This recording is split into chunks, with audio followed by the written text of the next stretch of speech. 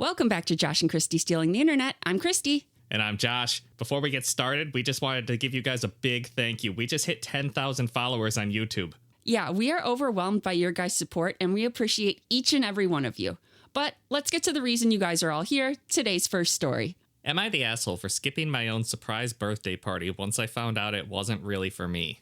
I'm confused. If your party wasn't for you, who was it for?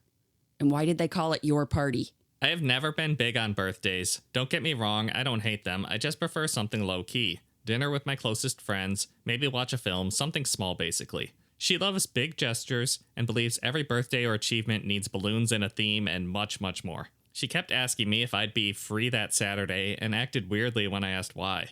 I suspected that she was up to something, so I told her again that I didn't want to party. She just laughed and said that, as per usual, I was being no fun. She's a big old party pooper. A couple nights ago, the night before my birthday, one of our mutual friends let it slip about it being a party. She mentioned what she was wearing. Anyway, turns out the whole family was invited, and it was at our parents' house. Some coworkers were also invited, but here's the kicker. My fucking ex. Oh, no. Okay, that changes everything. I was like, your sister's trying to do a nice thing and throw you a little party. Like, just go and enjoy it. I mean, what's the big deal? But then to invite your ex? Oh, no, I'm not going anywhere that my ex is. Yeah, OP just wants things low-key, and suddenly surprise ex. For a little context, me and my ex broke up about 2 months ago.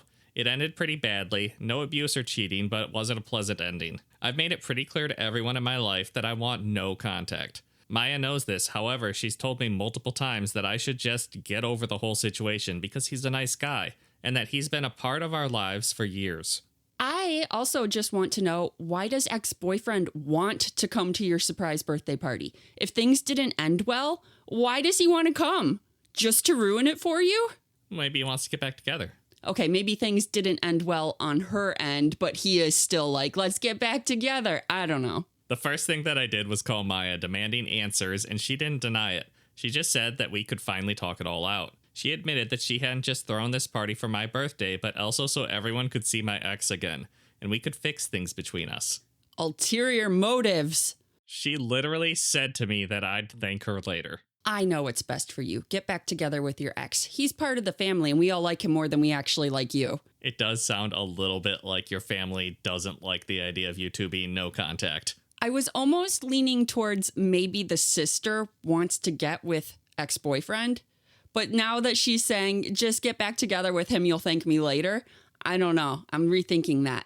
I went mad. I said to her she had no right, that I would have been ambushed into the situation on my birthday. And this was all after I had specifically said that I didn't want to party.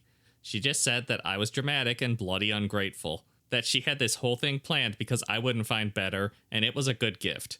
She said everyone had gifts and traveled, that everyone was excited. This is still a day before. This is time to let people know that it is canceled so they do not travel. Yeah, I assume they're not traveling from like out of state or anything. So yesterday, my birthday, I completely powered off my phone and didn't let anyone know other than my best friend. So we went out for lunch and went on a walk together. Ended up having a great day. When I finally got home, I turned my phone on and it was mental. Maya was fuming, people were disappointed, people even said I embarrassed Maya. Maya deserved it. Maya deserved to be embarrassed. Maya is now basically saying that I ruined the whole party and made it all about me. It was literally my birthday. It's supposed to be all about you.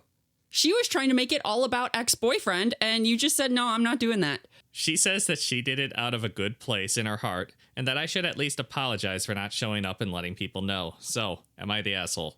No, not the asshole. You set a boundary, and Maya just is stomping all over it.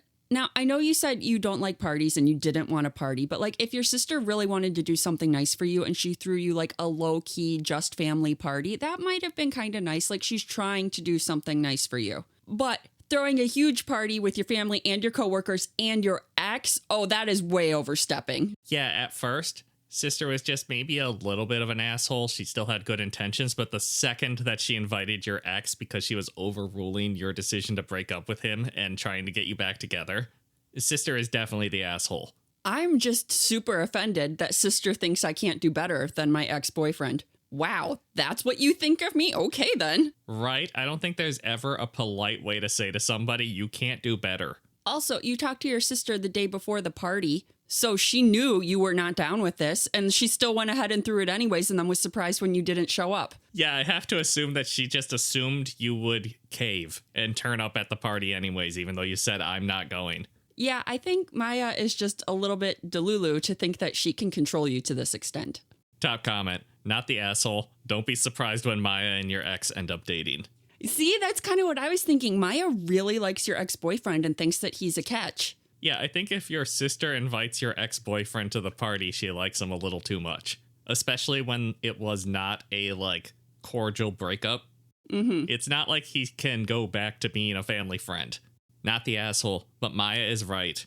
You did make it about you. Because it was all about her. Her throwing this big party, her mending your relationship with your ex. You robbed her of the opportunity to pat herself on the back. She did it out of a good place in her heart for her. Yeah, that is pretty much sums up what I'm thinking. Also, can you really call it skipping your party if it was a surprise party? I know you found out about it early, but technically, if it's a surprise party, you didn't know about it. Yeah, Maya should have been spending the day with you and then making sure you make it to the surprise party. Who was in charge of making sure you made it to the surprise party? Or was she just like, oh, you found out about it. Hey, you should come. That's a good point. There was no one around to try to usher her to the place. Was it supposed to be best friend's job? And best friend is like, fuck no, I'm not doing that. Good best friend. That best friend is a better sister than her actual sister. Absolutely make sure everyone knows you explicitly didn't want a party. That she said it was organized so that other people could see your ex, and that you reiterated to her again that you didn't want a party, and especially not one that's planned for another purpose. Make sure every person who attended knows that she was told multiple times not to do this. Ask for the guest list if you have to. Pretend you want it so you can contact them to apologize if you need to. Do not let her make you the villain in them wasting their time and money solely because of her actions, not the asshole. I do like that. Telling the sister, I would like to personally apologize to everybody who came to my party when I wasn't there. Give me their names so I can, contact them. And then outing her as being a terrible sister to each and every one of them. You should post on your socials to let the rest of your family and friends know that you told her not to do that, and that she went ahead anyway, so they know it's her fault, not yours. OP replied to that. I don't have an issue with that, however, I'd rather text everyone privately. There's no need to create any more drama over the situation. That's like adding fuel to the fire.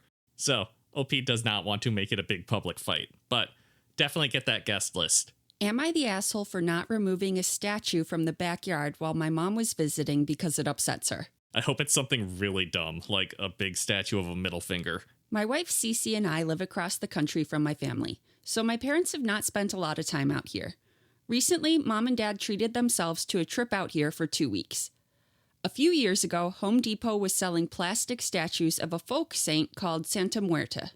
Cece likes her and built an outdoor altar where she leaves offerings and can hang out.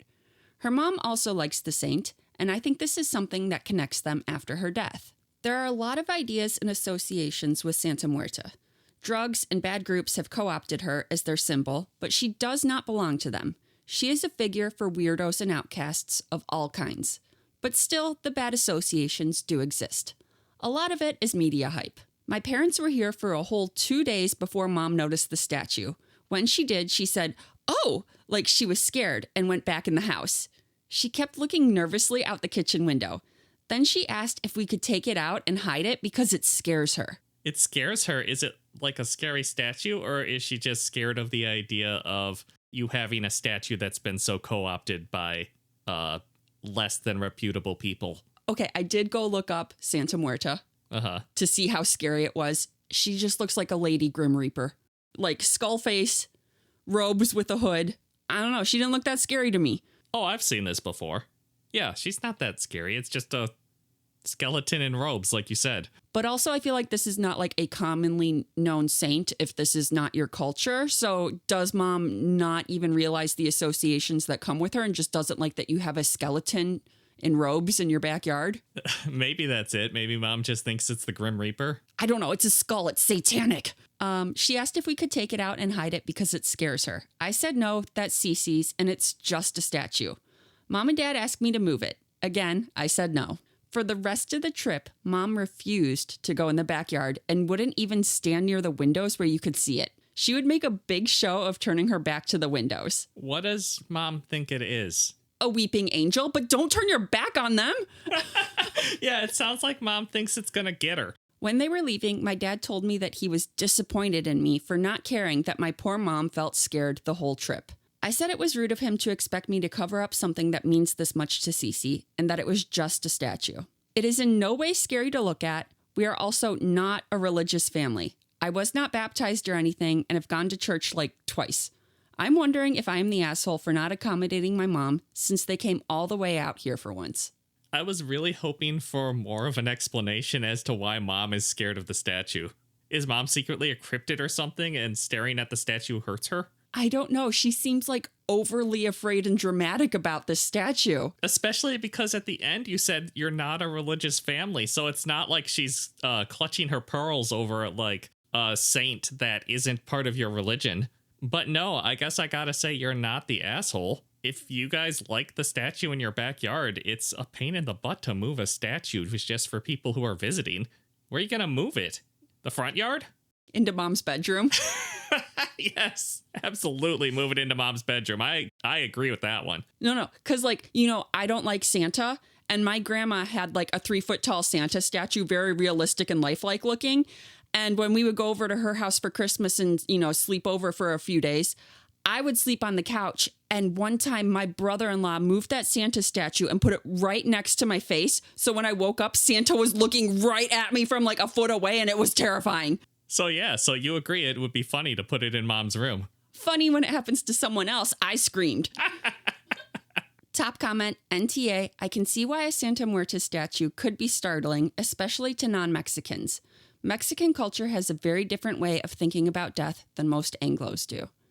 But she was being dramatic. It's just a statue, and she remained frightened of it for weeks. That's a call for attention, and your dad is accustomed to catering to it. Your home, your decor, your shrine.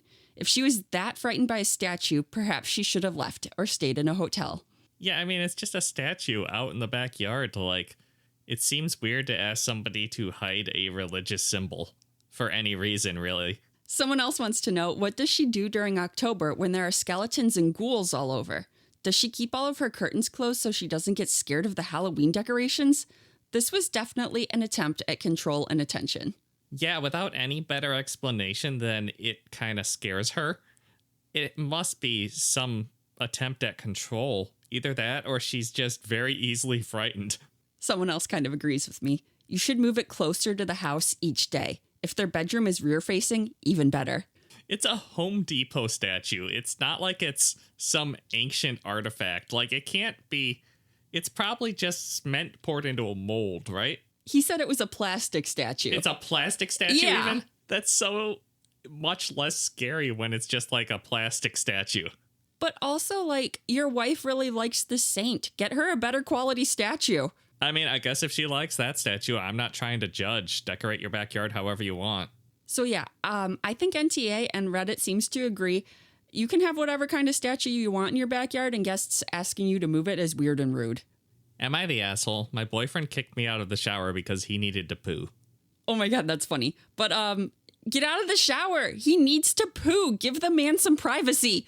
Got home from work today and told my boyfriend I was going to take a quick shower. As soon as I put shampoo in my hair, he comes in and is like, I'm so sorry, but you have to leave right now. I gotta go. It's an emergency. Get out. I respond, dude, no, I'll just close the shower curtain and you can go. Why would you want to be in there for that? It's going to get smelly really fast. I would quickly vacate the premises. Right? I do not want to be in the same room for that. That is a door in a relationship that you cannot close again. Agreed. There are some things you can't come back from, and some things you can't unsee or unhear or unsmell. He responded, are you serious? You gotta get out. To which I'm like, dude, are you seriously asking me to get out of the shower right now? Background, we've lived together for 2 years and are pretty comfortable with each other, but definitely not to the point of pooping in front of each other.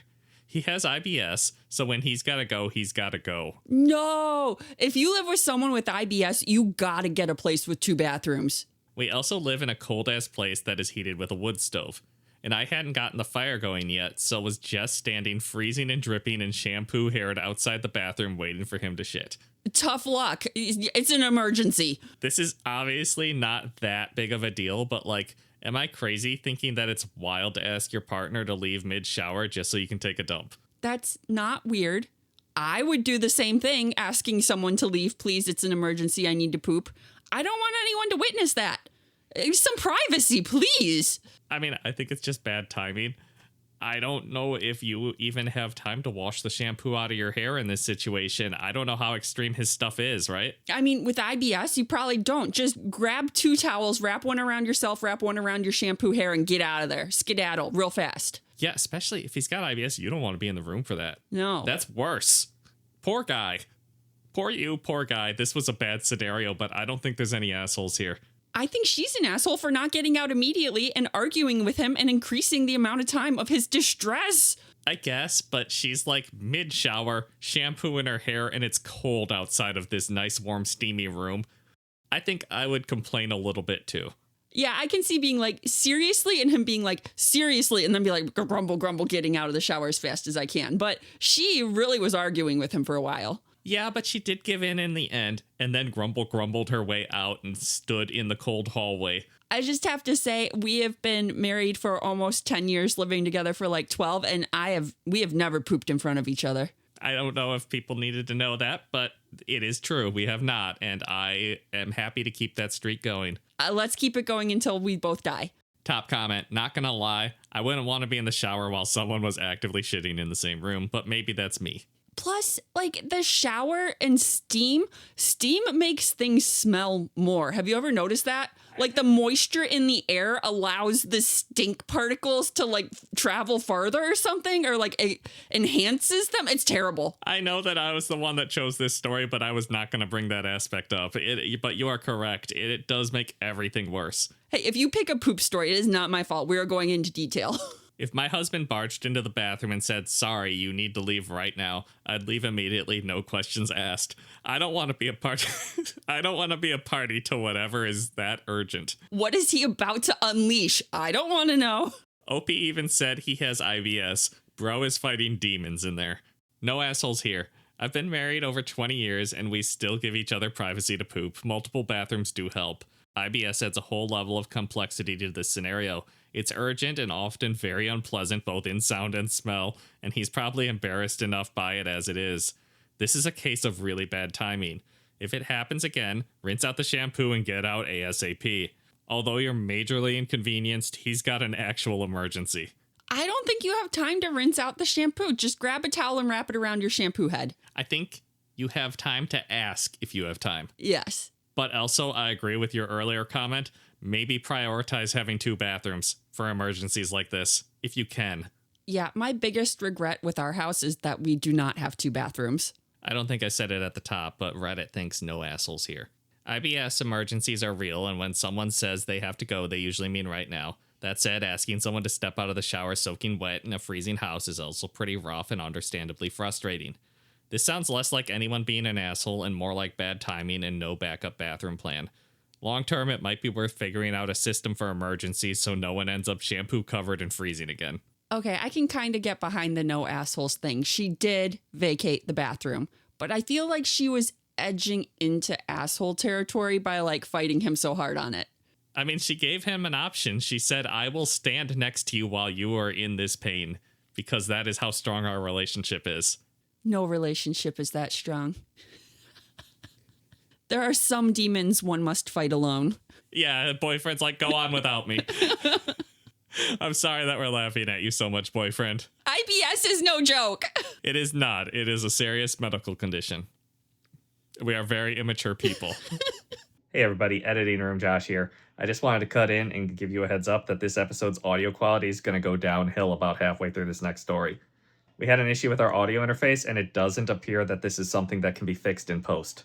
The good news is I think I've narrowed down the issue, so hopefully this is something that will not pop up in future episodes. Kristie and I talked it over, and we decided we would still release the episode, even with the lower audio quality. But if the quality is an issue for you, we will not be insulted if you decide to click away. Am I the asshole for firing someone because they used AI? I mean, I'm not a huge fan of AI, and I assume if you fired them over it, they were being rather egregious with their use of it. I feel pretty conflicted about this, and anyone I've gone to for advice is pretty 50-50 on the matter. For context, I run a small marketing agency of 8 people, including me. When AI like ChatGPT started to get really widely used, I made a decision with my staff that we would commit to not using AI in client work. So everything written, designed, or photographed by our agency would be 100% done by us. We communicated this with clients and essentially made it a brand promise. Okay, with just that much info, I can say that you're probably not the asshole for firing somebody for breaking what sounds like a core mantra of your business. So, about 3 months ago, I hired a recent college grad for an entry-level social media position. In the job listing and the interview, I made our commitment to no/low AI usage very clear. It was framed as, if you want to use it to optimize your calendar or your own personal to-do list, I don't care, but any content created by or associated with the company will be made by us. He agreed to this, and it was actually written in his contract when he accepted the job. I mean, it sounds like you covered all your bases, and I can fully understand committing to that as a marketing agency. People get mad at brands on social media if they post AI.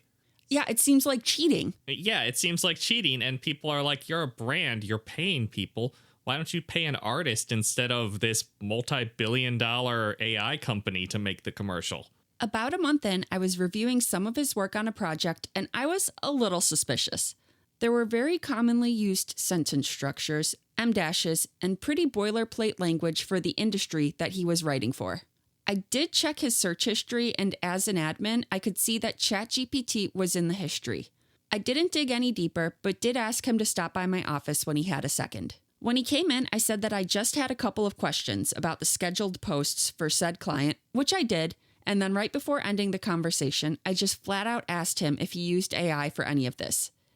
It was quiet for a second, but he did admit that he put it in ChatGPT to check spelling and grammar. Okay. I mean, I'm kind of old-fashioned on this kind of stuff, so I don't know if I would trust an AI to do my spell checking when Microsoft Word just underlines things for me, and then I can use my own judgment. I told him that the spell check on Google Docs is pretty good at catching things, and as far as grammar goes, he could ask anybody in the office, including me, to proof things. Sorry, he should be asking that anyways. Are you letting him post client work without anyone reviewing it? Right? You need 2 or 3 people to look over something because sometimes you forget a word or something and your brain just glosses over that fact. Yeah, there's supposed to be a review process. He could ask anybody in the office to proof things. I actually encouraged it because that's a muscle that I myself want to keep using, and it's great for everybody else to have that mindset as well. Then I reminded him that in his signed agreement, he acknowledged that we do not use AI in any writing or creative work, and I asked him to not let it happen again, and we ended the conversation. I did admittedly keep a little bit of a closer eye on his work and checked his search history a couple of times in the next 2 weeks, but dropped the issue after everything was looking good. Not too long after that, our copywriter brought him up in my one-on-one with them. We're at the end of our normal meeting and just chatting, and she asked if I've noticed anything about his work. I honestly didn't think about the AI thing right away, just because I thought it was a non-issue now. I asked her, what about it? And that's when she told me that she saw ChatGPT up on one of his tabs when he was showing her something on his computer. And so for about a week, she's been paying attention and noticed some small nuances that have made her think he's using it regularly. Considering she's a copywriter and I'm not, I trusted her instincts on that even more than mine. So I gave her a quick overview of what he and I had already talked about, and she threw out that he could either be in an incognito browser or be doing it on a personal device. I mean, you said you were an admin on the Wi-Fi and you were checking his search history. It doesn't matter if he's using an incognito browser or a personal device. You can still see search. Okay, I don't know enough about I'm not tech savvy enough to know about that. Because you can check machine history, but most of the time when you're a network admin, you're checking all the data that goes through the company router. Although I guess he could have his phone open and is using his cell network. But she said that she saw ChatGPT on his computer tabs, so I don't think that's what he's doing. It just feels like so far they're making only assumptions and have no concrete proof that he's using AI. But maybe we'll have some in a second here. She thought I could be being naive and giving him a little bit too much credit and that the problem might not actually be resolved. His 60-day review was the same week, so in it, I brought up the topic. He kind of clammed up and apologized for using it in the first place, but said that he has not used it since. And I just didn't fully believe him. I didn't grill him, but I think I did go a little bit harder on him in this review than I did in his 30-day one. But in my defense, I do that to everybody because you should be held to a higher standard in 2 months into the job than you were 1 month in. But given everything, I did give him a kind of false assignment. I took an old brief for an existing client. It was a project we ended up tabling for another time. I gave him the brief with specific deliverables and asked for a draft by the end of the week, which is about how long it should have taken with his workload, experience, and what I was asking for. I got it back in 2 days, which, yes, is possible and usually a boss would be thrilled about, but then I ran it through an AI checker, which I know is using AI to check for AI. I didn't like doing it, and it's pot calling the kettle, but I needed some level of proof. It came back as pretty clearly AI, so I put in his work from the past 2 weeks. Also, AI. Sorry, aren't those AI checkers, like, notoriously inaccurate? Yes, that's what I was thinking. I was like, I don't think that proves anything. I have heard so many stories of, like, professors putting students' papers through, and the student is like, no, I can prove this isn't AI. Here's all my rough drafts. Yeah, it seems like if the AI thinks that your grammar and your vocabulary are too good, it's AI. No, I'm just intelligent. Or if you're like one of the 1% of people that knows what an M dash is for and how to type it on a keyboard. I documented all of this, brought him into my office, and told him that effective at the end of the week, he was let go. I did give him the names of multiple contacts in the area who I was connected with and told him I'd gladly be a reference without mentioning any of this. But ultimately, he repeatedly broke an agreement and I wouldn't tolerate it. It's been a week and I feel horrible about it, but I also don't. Not to sound like an old fart, but younger generations are losing skills and originality in the name of false convenience and their own impatience. That sentence is going to win you a lot of love on Reddit. I don't want that in my company that I've built, and it's not fair to my other employees who, as far as I know, are holding up their commitment. But my conscience and some people I've confided in about the decision ask if I was just too hard on him, or if I didn't have enough evidence, or if I'm just stuck in old ways. So, where are you at with this? Am I the asshole?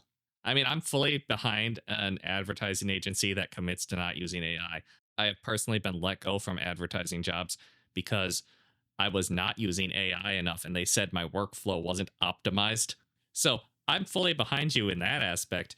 I feel like you don't know enough about AI to be accusing people of using AI.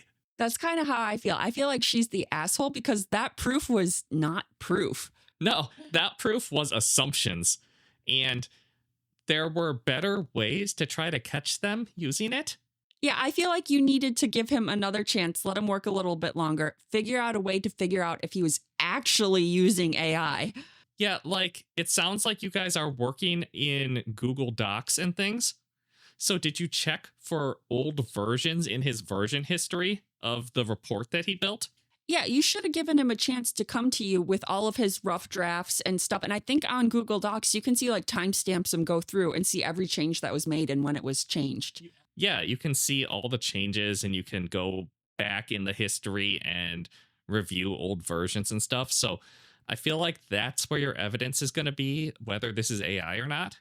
Did they say at any point how good the report was that he turned in? No, they didn't say if they were happy with his work or not, or anything about the quality of his work. Just that I think he's using AI. That seems like such asshole behavior to be like, I think that you're using AI. I have no proof. And then not to mention the quality of work at all. I mean, I guess they said at one point that his wording was kind of generic for the industry, but this is his first job. You kind of expect their wording to be a little generic when they're straight out of college.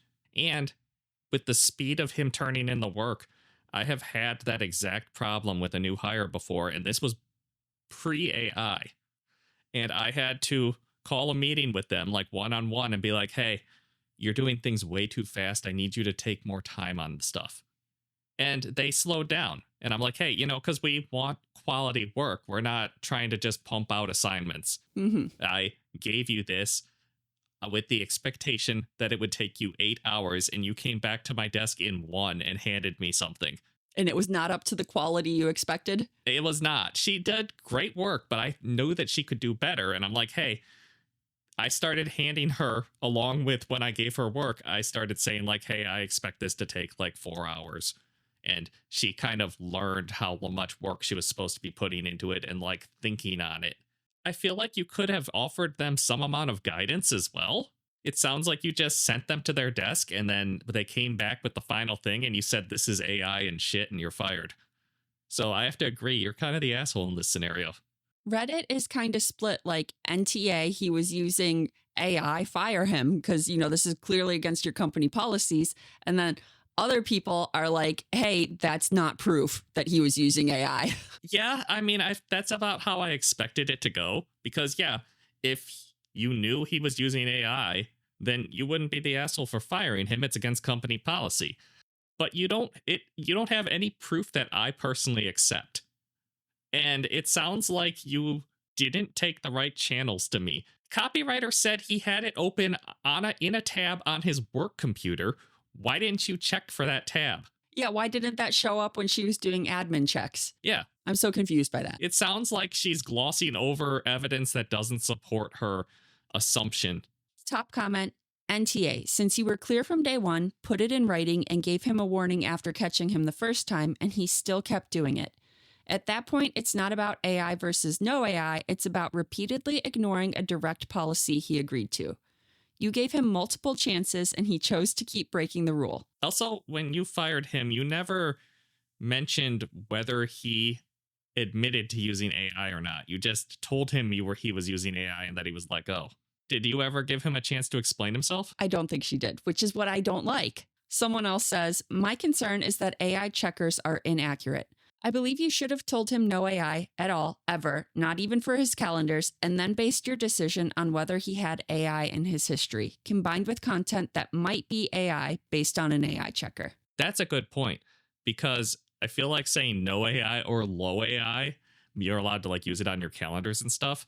That just opens up ChatGPT as an option in his browser history then. Someone says he could prove he wrote it himself with Google Docs history edits mode. If he copied a 2,000-word document all at once, it's probably AI. If he did a few sections here and there over a few days, then it's probably actually written. OP could make company policy to always draft in Google Docs with history viewer mode enabled.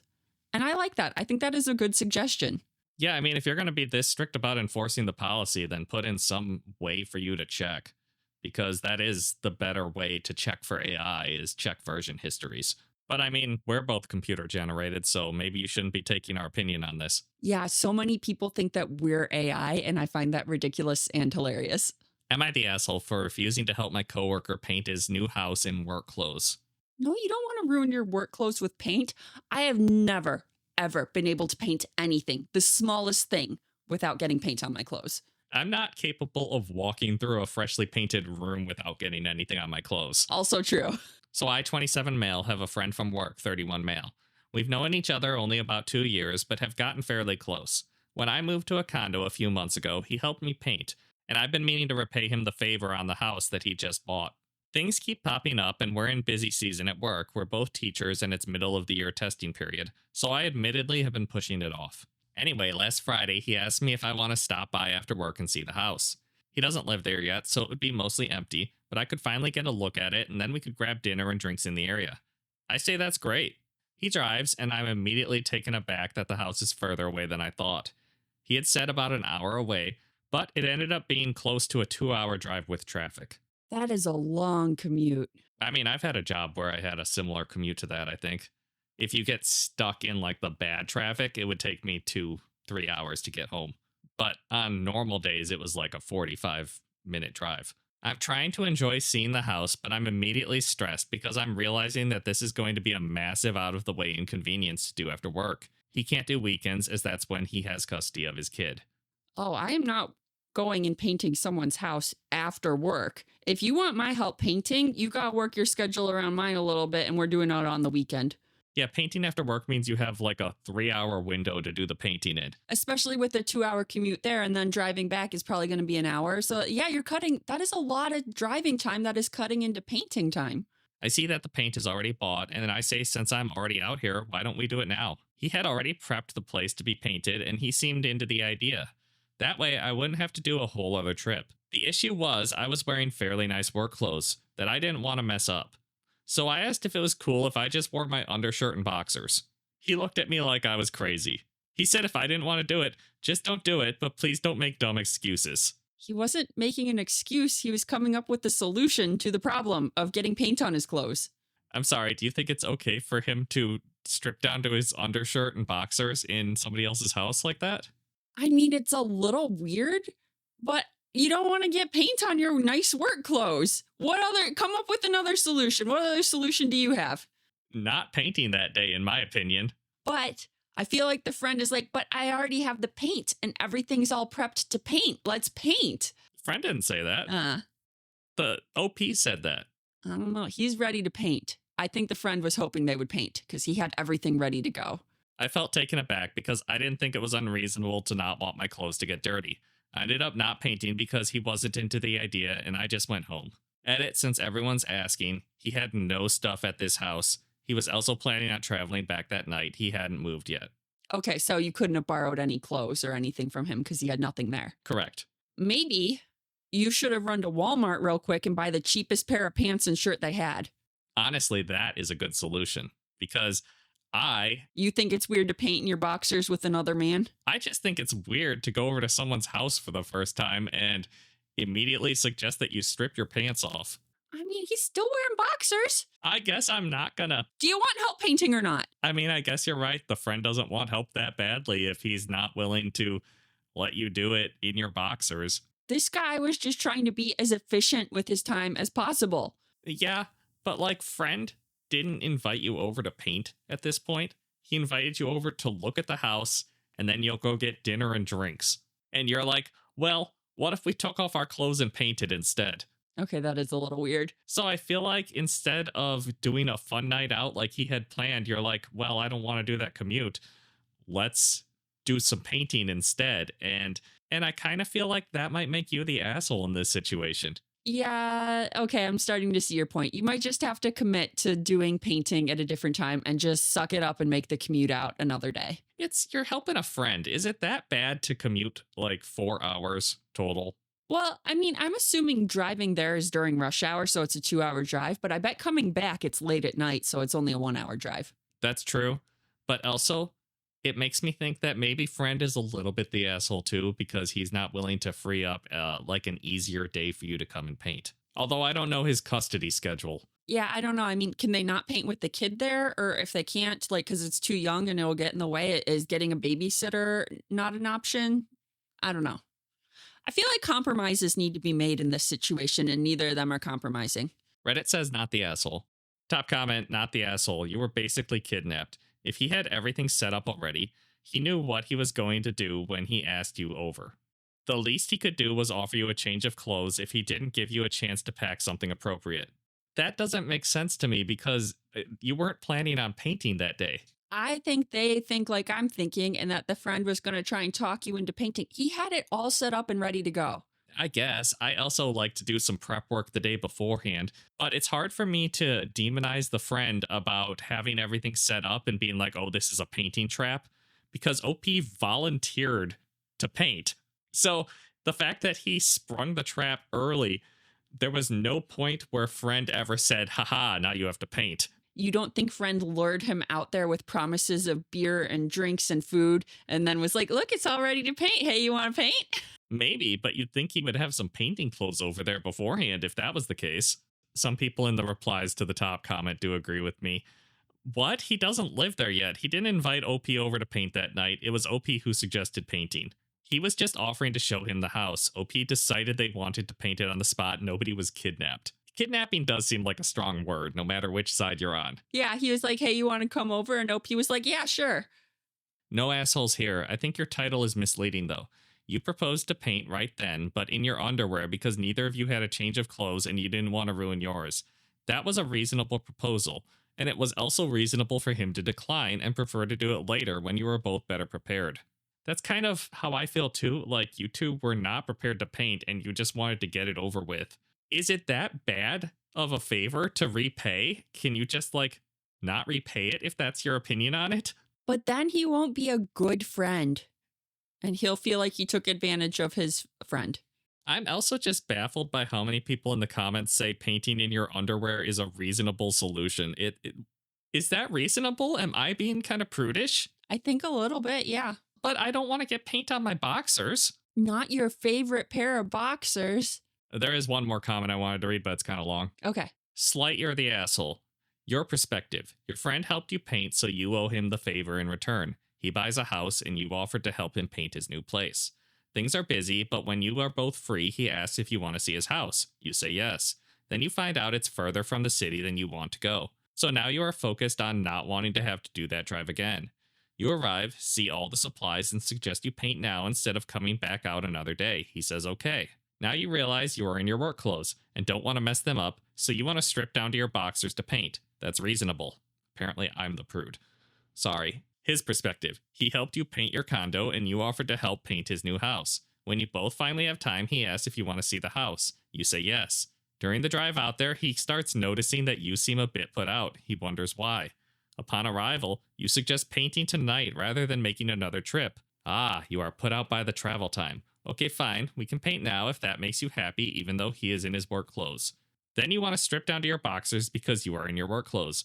Well, so is he, because this was just supposed to be a come see my house visit, not a painting night. He realizes that you don't really want to paint. You are just suggesting to do it now so you don't have to bother coming back again. That's selfish. Slight, you're the asshole. You put your slight inconvenience of having to travel an extra hour one way over helping a friend who helped you. Yeah, that is a valid point. So while the popular vote from Reddit is not the asshole, there's a lot of split opinions in the comments. And apparently, I need to be more comfortable with other men in their underwear painting. Am I overreacting, or is it not normal to use soap in the bathroom? Where would you use soap if not in the bathroom? I feel ridiculous even asking this, but I honestly don't know if I'm missing something or being gaslit. I'm a black woman and my boyfriend is white. This is the first white man I've ever dated, which is relevant because I keep wondering if I'm misunderstanding something cultural. Is soap cultural now?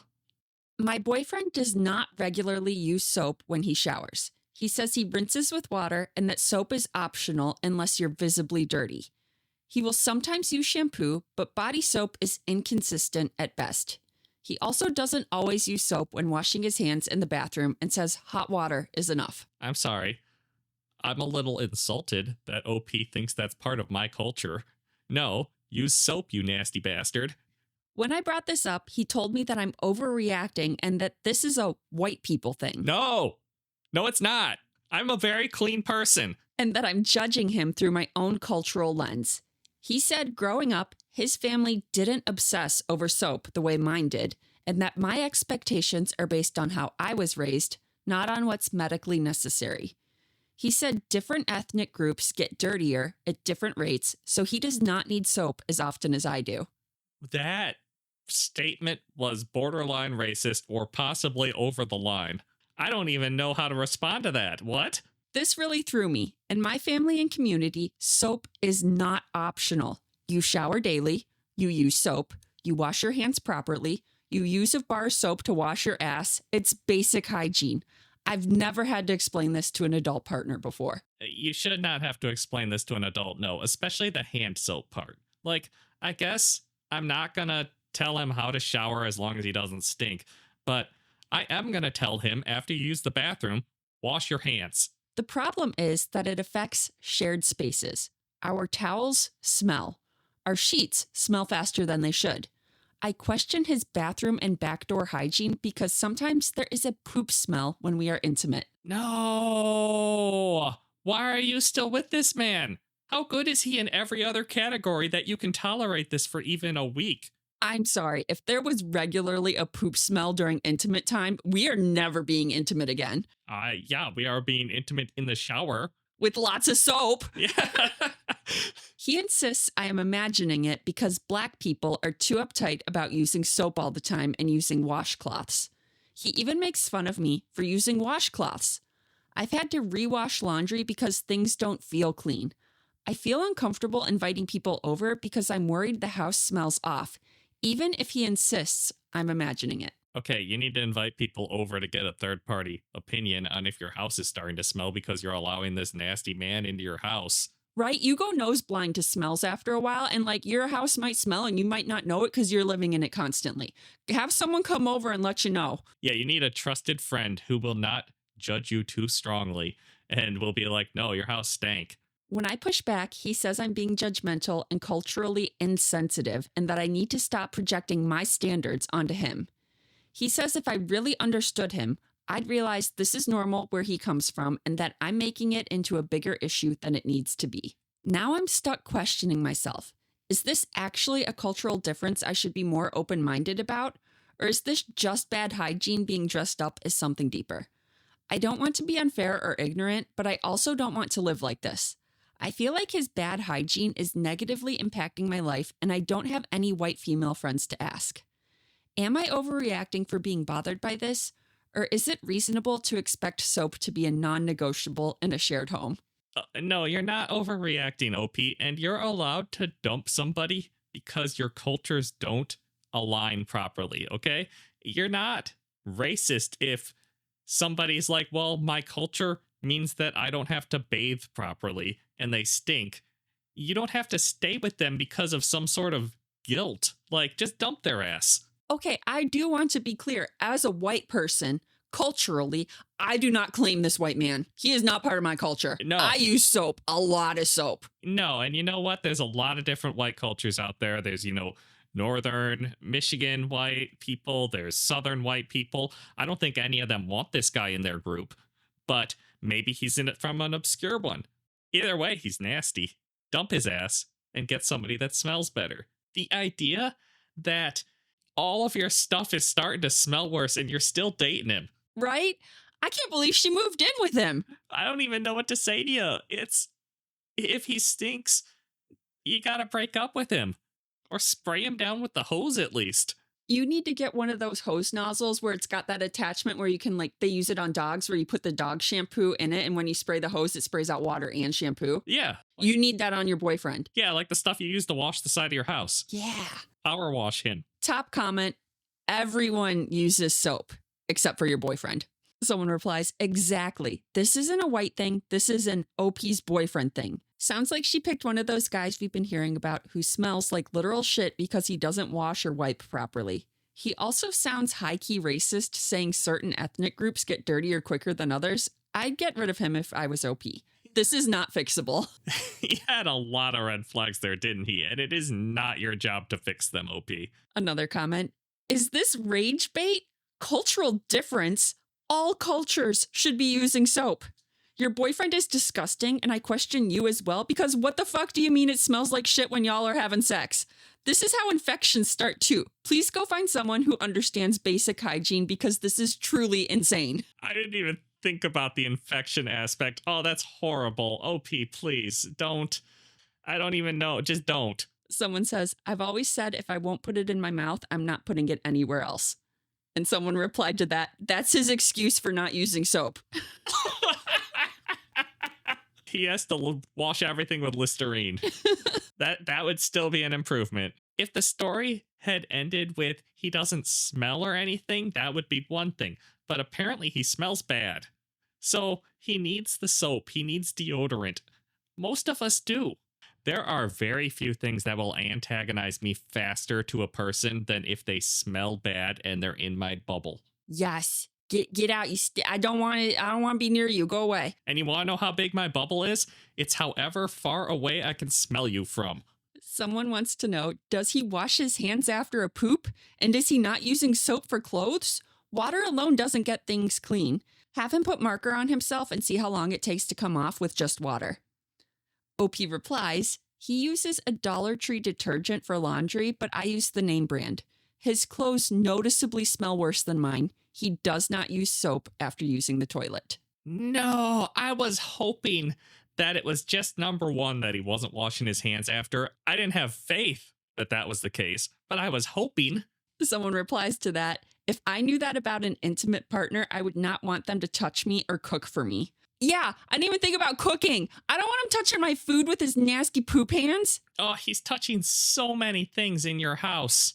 OP, please, you gotta have more self-respect than this. Dump the boyfriend, have everything in your house deep cleaned. You like steam the couches, everything, boil everything. I think that's the correct solution here. I don't think that's overreacting at all. Everything gets soaked in bleach. Yes, because this nasty ass man has contaminated everything in your house. Am I the asshole for not paying for my daughter's wedding because she isn't following the rules, even though I paid for my older kids? Ooh, that's tough. I think it depends a lot on what your conditions and rules are for paying for the wedding. My wife and I have always told all our kids that we will be willing to pay for their wedding if they follow a few rules. All family has to be invited, exceptions if something major happened. The wedding cannot be a destination wedding if all your guests need to get on a plane basically and leave the country.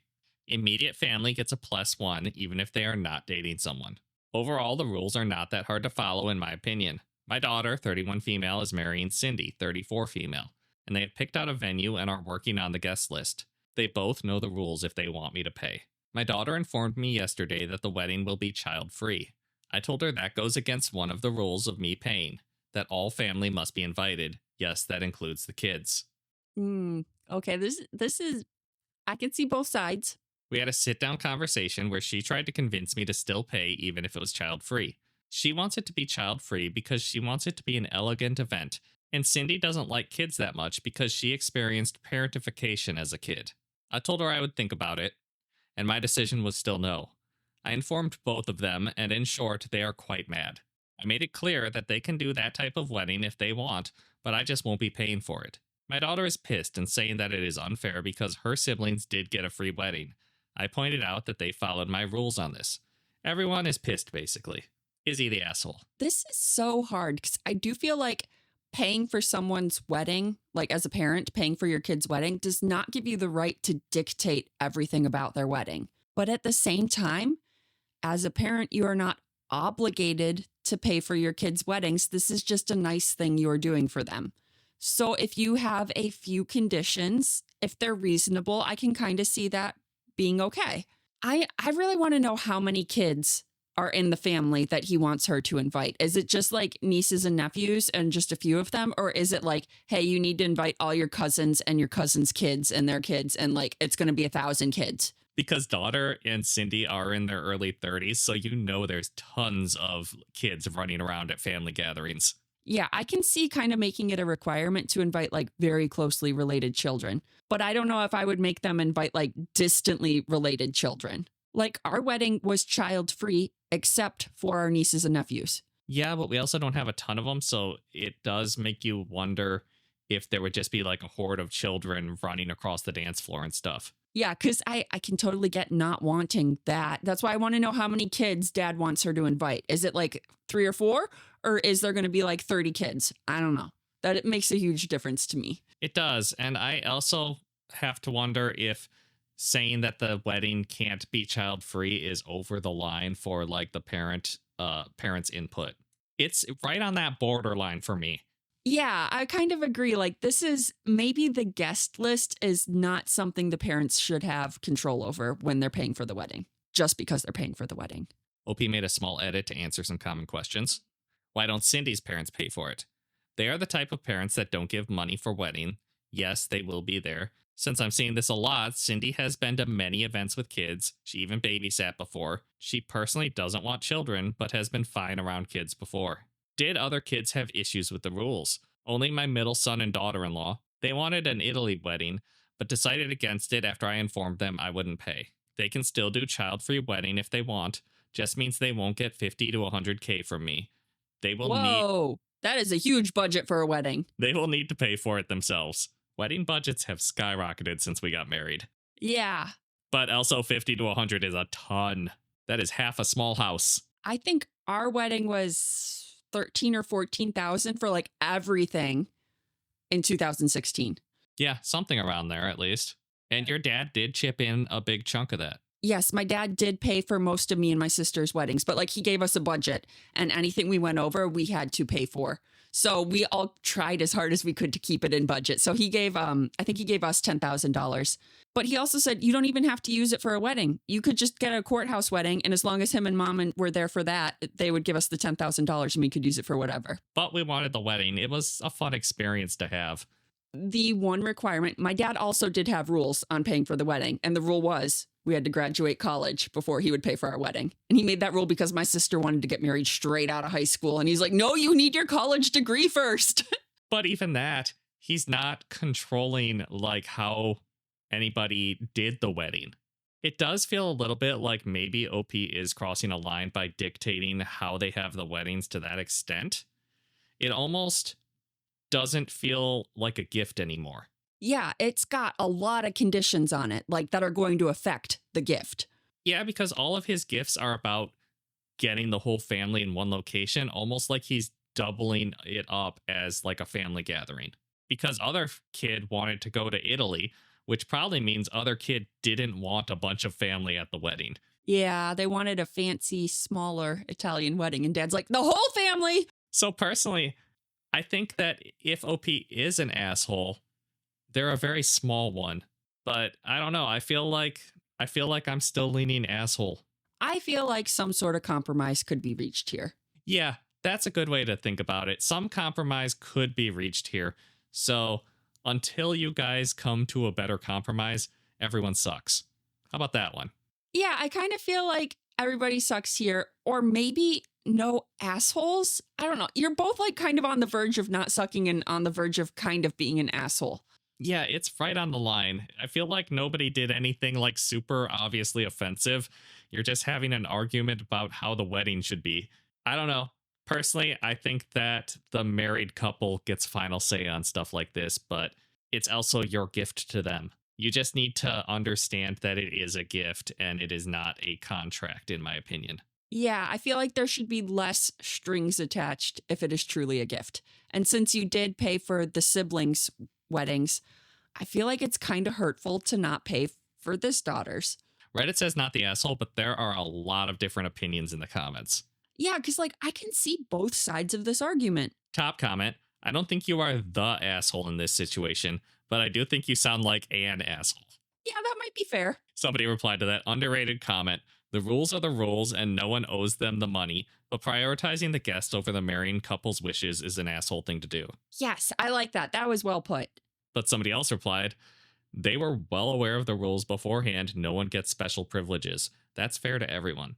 Imagine whining over being gifted 50 to 100K. Just like shut the fuck up and please your parents who are literally just gifting the amount of college debt most people have for free for a one-day party. I'm still shocked at the amount. I'd bathe and dress my mom and cook all 3 meals a year for her.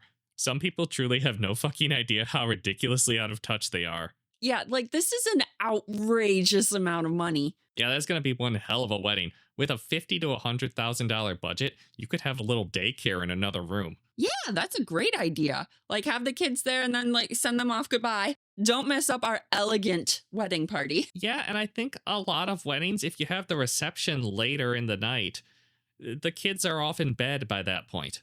I don't know how many of you guys realize that excluding children from weddings also often excludes their mothers. Not everyone has reliable access to childcare, especially at a wedding where all the family are already invited. Not the asshole. Most of us paid for our own wedding and are fine. It's nice of you to pay any at all.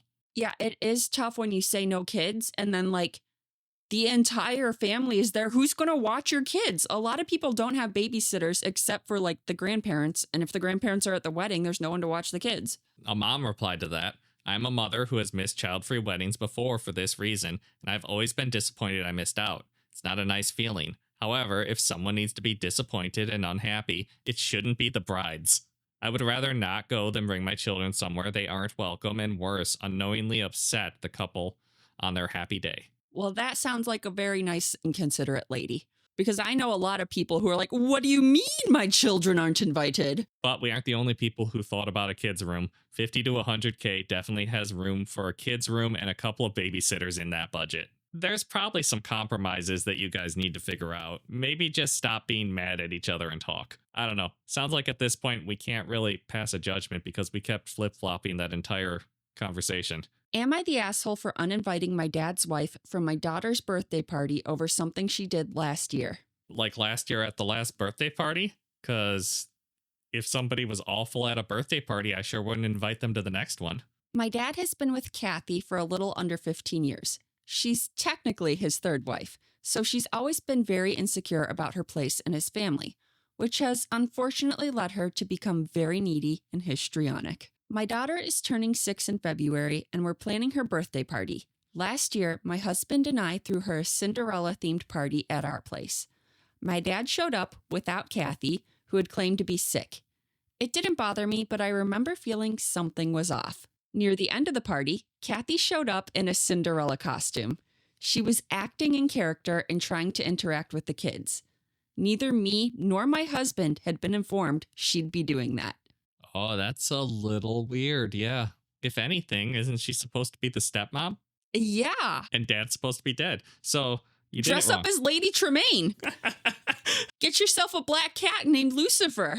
She had asked me whether we were hiring any party performers a few weeks prior. I'm sorry, does she just want to become a party performer as a job? I later found out she'd been planning to surprise my daughter and bought the costume the day she found out what the theme would be. My husband and I are still positive Kathy did this for attention. It didn't really work. My daughter recognized her immediately, but it did disrupt things a little because she did this around the time the kids were eating cake and some of the parents were getting ready to leave. We managed to sort things out, but it took some time and we still had to deal with dozens of confused preschoolers. So she didn't even coordinate it well, huh? No, it doesn't sound like it. She just kind of turned up at the end of the party dressed as Cinderella, yeah. And the little girl was like, "Hi, step-grandma." Didn't even think she was really Cinderella. But she kept up the act and stayed in character. I mean, I respect her dedication to the bit. It was a great party besides that, and our daughter enjoyed herself, which is what matters most. But my husband and I asked Kathy not to do this again. She agreed and apologized. But I'm pretty sure she's planning on doing it again. We spent a lot of time with my paternal family during the holidays, and I noticed Kathy was bringing up Cinderella's appearance at the party very frequently. She was reminiscing, showing pictures, and talking about what she'd do differently. She didn't talk to my kids about it much, but she did ask my daughter what theme she wanted for her party this year and how she'd feel if one of the characters showed up. It sounds like your stepmom really wants to be one of those ladies that dresses up as Disney princesses and goes to parties. You don't think she just wants to make this party all about her? Oh, I didn't think about that part. I just thought she really loved Disney and she's very jealous of all the Instagram people who, they're the Party princesses? Yeah, they're the party princess that you get for your party. I was assuming she just followed all of them on Instagram. I didn't even think about the fact that she was trying to steal the spotlight. OP did say a few paragraphs ago, "My husband and I are still positive Kathy did this for attention." Did you miss that part? I must have missed that. Yes, sorry. I really don't want to have to deal with this surprise again, especially if it comes with no warning like last time. We're also throwing this year's party at a venue, not at home, meaning we have a time slot to abide by. My husband and I spoke to Kathy about our concerns. She didn't say she was planning on showing up in costume, but she kept insisting that if she did, the kids would love it, and it could be fun. We tried to make her promise she wouldn't do it, but she kept dodging it and claiming she didn't see the problem. Finally, we told her it would be best that she didn't come at all. She can join us for dinner we're having afterwards, but not the actual party. Now she's upset and my dad is angry at us. He firmly believes we're being paranoid and dramatic. I'm worried we're going too far, but I'm almost certain she is indeed planning on doing it again, and I don't want to risk having a problem at the party. Am I the asshole? There's an update, but first, your thoughts. Okay, up until the very end where you were telling her, hey, don't do this again, and she's like, no, of course not, but if I did. I was going to say maybe she deserves a second chance that, you told her, hey, don't do this again, and she'll respect that. But she's being awfully suspicious, isn't she? Not just suspicious. She's being rather blatant about her, intentions. Yes, her intentions to completely ignore what you have requested. It sure sounds like it. I think she's going to definitely dress up and crash the party again. Top comment, NTA, but you could tell her you're having a Chewbacca party and see what happens. Yes, absolutely. Give her the wrong theme. Reddit pretty much unanimously is NTA, but also since they're having it at a venue this year, just tell the venue to not let her in. Yeah, and it maybe just tell her the venue does not allow outside performers. Okay, on to the update. So I have a love-hate relationship with being right. My dad called me 2 days after I posted. There's a purple wig at his place that is styled suspiciously similar to Rumi from K-pop Demon Hunters. I was trying not to bring up age. I wasn't either, but... Is your dad dating young, or did you have a Cinderella turn up that was in her 50s? Okay, dad and stepmom have been married for 15 years. So she's got to be at least like mid-30s, right? Even if dad married young. But more likely she is in her 40s. She's a step-grandma. Yeah, and honestly, I'm okay with you cosplaying Cinderella and Rumi no matter your age. You know, you do you, whatever makes you happy. But I don't know if that applies once you start crashing parties. Maybe just don't crash parties. Maybe that's what we're trying to say. My dad opened Kathy's mail thinking it was his and found the wig. The costume itself is set to arrive in about a week. She wasn't planning on telling him about it either. He's claiming they fought because neither the costume nor the wig were cheap, but he also felt the need to tell me she's been watching the movie repeatedly to study and that she cares so much, and that isn't it sweet how much Kathy loves my kids and maybe my daughter would like it this time. That was all I heard before I went to look for a pillow to scream into. Sorry, how old is OP's daughter? I think she said 6-ish. Okay, so she's not old enough that step-grandma doing anything is just automatically cringe. Oh, so embarrassing. Yeah. Now, I feel like at 6, she still might like it. But step-grandma coming up dressed as Rumi, and she's been studying. She's going to perform a song and dance to it. Oh, she absolutely is. She's going to make herself the center of attention at the party. And I think this solidifies that she is not doing this for the grandkids. She is doing it so she gets attention. Yeah, and especially because both parents are like, hey, can you not? And she's still doing it. I don't think there is any chance that she's going to turn this around in the end here. Okay, back to the story. I'm done. This made me a lot angrier than it should have, but it isn't the first time someone in my family decides my plans and the effort I put in don't mean shit. And if I can't even plan my own child's birthday party without someone trying to butt in, I don't have to feel bad about drawing the line. Kathy is officially banned from the party. My husband and I have alerted the venue that we didn't hire any character performers, and if any Caucasian-looking Korean pop star shows up, they must tell her to go home. We also gave them a picture of her. They basically told us they can't let anyone who's not on the guest list inside anyway, so she won't be allowed. I have to assume working at like Chuck E. Cheese is one of the most stressful jobs. You gotta play bouncer while kids are just running around and screaming the whole time. I wasn't even thinking Chuck E. Cheese. I was thinking like maybe a little bit of a nicer venue, but yeah, it's probably Chuck E. Cheese or something like that. No, it's 6-year-olds. It's definitely like at the level of Chuck E. Cheese. I feel horrible about making the venue deal with my family drama, but at least that's one less thing to worry about. My dad and I did fight about this, but I put my foot down. He kept arguing that it wouldn't be a big deal if I just let Kathy have this. I told him that's not the point. If he's not the one who's going to have to manage the situation, he doesn't get to tell me how hard it is to do it. In the end, this is what we settled on. My dad can come to the birthday party as long as Kathy doesn't tag along. If she does, they're both out. Both of them can still join us for dinner later. I'm also thinking about lowering my contact with both my dad and Kathy. I love my dad, but no headache is worth this. I want to wait until I'm calmer to work out the details. For my own sanity, I'm going to focus on relaxing for the next couple of weeks. I already feel much lighter knowing this is over. Oh, it ain't over until the party's over. Be prepared for more drama. Oh, no, this is not over. I think everyone's going to be expecting a second update. Top comment. The dad trying to frame her studying a movie to hijack a toddler's party as sweet instead of unhinged is some world-class enabling. Yeah, he's being awfully ridiculous with that logic. Dad just doesn't want to have to deal with his wife throwing a tantrum because she can't cosplay as Rumi and put on a show for people. There are whole conventions Grandma can go to cosplay and show off to people. She doesn't have to do it at her grandkids' birthday parties. But if she goes to one of these conventions, she's probably one of the older and possibly less attractive ladies there. She's not going to get as much attention as if she's the only one dressed up. Yeah, that's true. It sounds like no one else is dressing up for these parties. Someone says, you know she'll show up for dinner in costume, right? Because they're going to dinner after the party. And then OP replies, yeah, but it's not the same thing. If she shows up in costume at a restaurant in which the only children present will be family and there wouldn't be any real excuse for a character performer to be there, at worst, she embarrasses herself. I mean, it sounds like OP hopefully has her under control. I sure hope the party goes well.